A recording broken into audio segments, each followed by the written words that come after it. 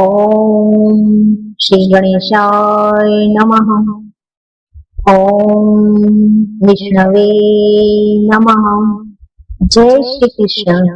कन्हैयानी प्रिय गोपीओ, आप सौનું મારી ઓમ ડિવાઇન કથા યુટ્યુબ ચેનલ પર હાર્દિક સ્વાગત છે।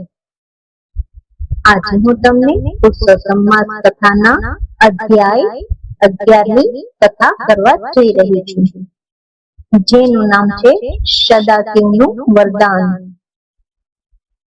નારાયણ કહેવા લાગ્યા, મેઘાવતી અબળા હોવા છતાં પોતાના આશ્રમમાં તે ગળા સુધી પાણીમાં બેસતી અને ઉનાળામાં 5 અગ્નિઓના ભડકા સળગાવી વચ્ચે બેસતી।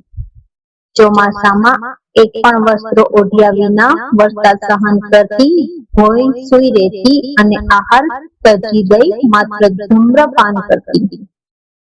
મેઘાવતીનો ઉગ્ર તપ જોઈ બધા ઋષિ મુનિઓ તેના વખાણ કરવા લાગ્યા। થોડા સમયમાં ભગવાન સદાશિવ પ્રસન્ન થયા અને તેમણે આંખો ઉગાડી।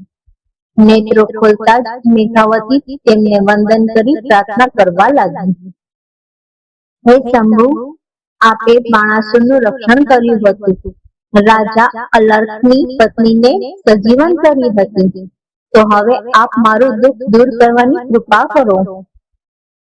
મેઘાવતીના ઉગ્ર તપથી મહાદેવજી પ્રસન્ન થયા અને કહ્યું, હે પુત્રી, તારે જે માંગવું હોય તે માંગ, હું તારા તપથી પ્રસન્ન થયો છું।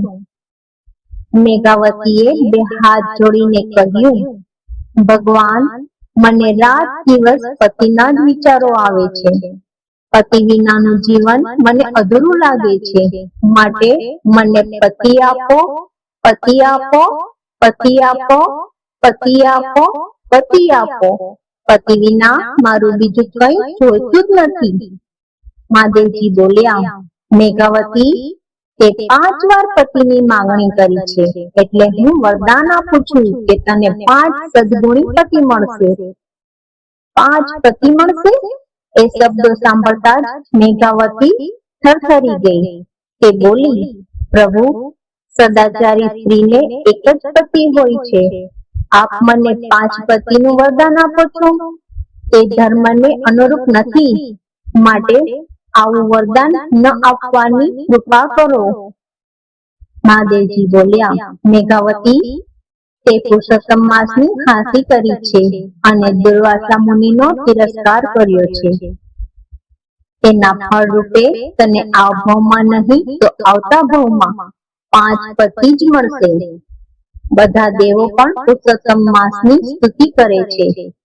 આ વ્રતમાં વ્રત પૂજન કરનાર કોઈ પણ ભક્તની મનોકામના પૂર્ણ થાય છે, તેમ છતાં તે આ પવિત્ર માસની નિંદા કરી છે, તેથી તારે તેનું ફળ ભોગવવું જ પડશે।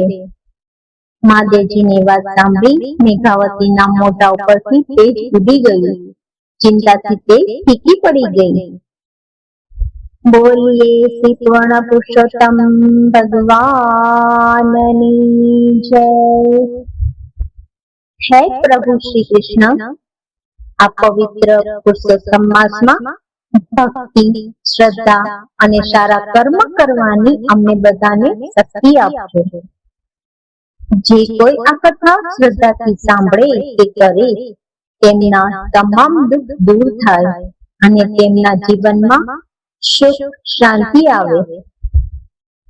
જો તમને આવી આધ્યાત્મિક કથાઓ ગમતી હોય તો વિડીયોને લાઈક કરો, મારી ચેનલને સબસ્ક્રાઇબ કરી મને સાથ અને સહકાર અને તમારા બ્લેસિંગ આપતા રહેજો, અને તમારા પરિવારો સાથે અને મિત્રો સાથે આ કથા શેર કરવાનું ભૂલશો નહીં।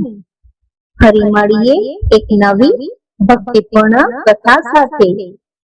જય શ્રી કૃષ્ણ। રાધે રાધે।